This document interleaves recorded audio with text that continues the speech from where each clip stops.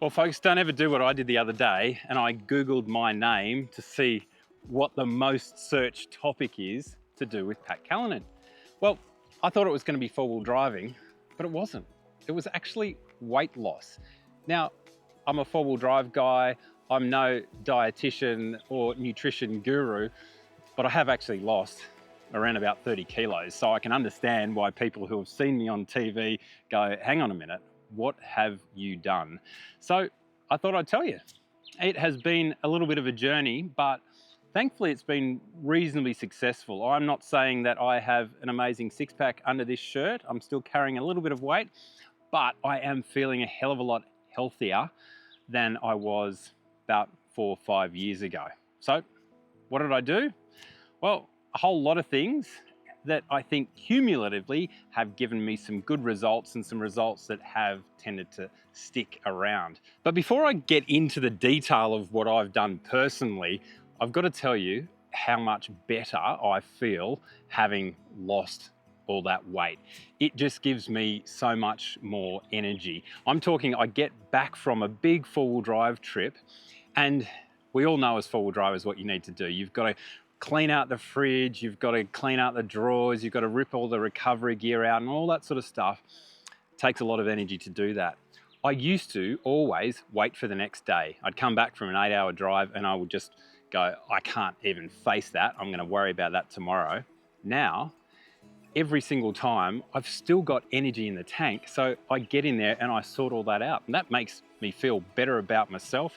But not only that, when you're in the bush, we don't just go four-wheel driving, we go bushwalking, hiking, to really hook into some of these places, because you can't always get to the waterfall, you got to walk to the waterfall. So little things like that have been a massive benefit to me, because when I go now, I actually want to do that bushwalk. I don't look at it as some massive challenge. So what exactly have I done? Well, the big one for me is diet. When I'm nudging 50, I've found that exercise doesn't always cut it. They used to say sort of 50-50 diet and exercise. I'd say 80-20. I'd say 80% of my success has been because of diet. If you control the calories that go in, then it's going to make it so much easier for you. So eat those filling foods like big salads and all that sort of stuff that don't have too many carbohydrates in them.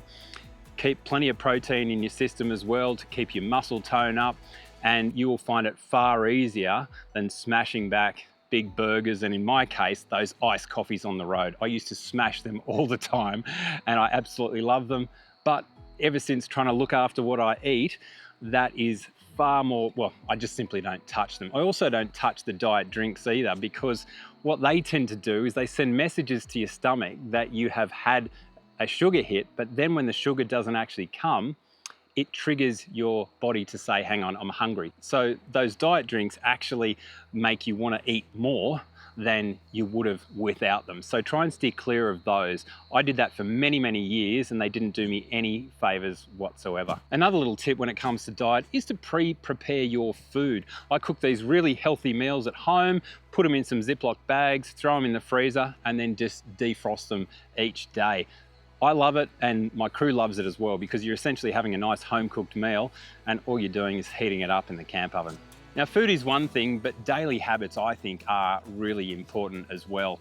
Exercise, particularly in the morning, just puts your headspace and your body on the right trajectory for that day. And if you get that morning exercise, you're more likely to actually eat the right foods throughout the day. But as well as that, you're going to get a bit of an endorphin hit, you're going to see some beautiful morning light.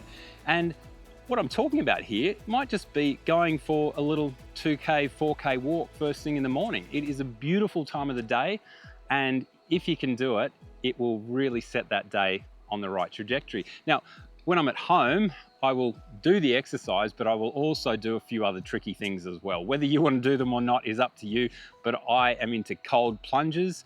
Cold plunges really help the longevity in your body, and they also help burn energy as your body heats back up. And I'm also quite into saunas as well. I find that both of those therapies are really a mind-blowingly good thing to do if you've got access to them.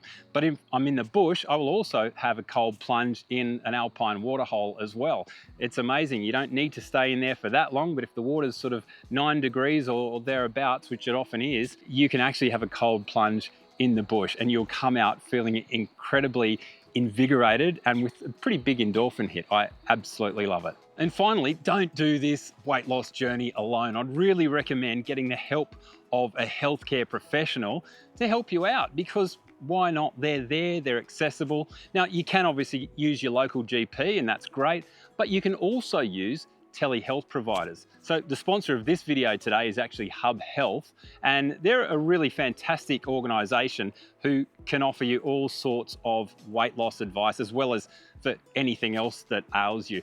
Now, the beauty of that is if you're on the road, you can easily just log in online and have your appointment with your chosen doctor. So it is really a great option for travellers, but also it's a great option if you're just at home and you don't really want to sit in a doctor's surgery catching a new disease. Now, best of luck on your weight loss journey. I hope you absolutely smash it. I'm Pat Callinan. Until next time, keep the shiny side up.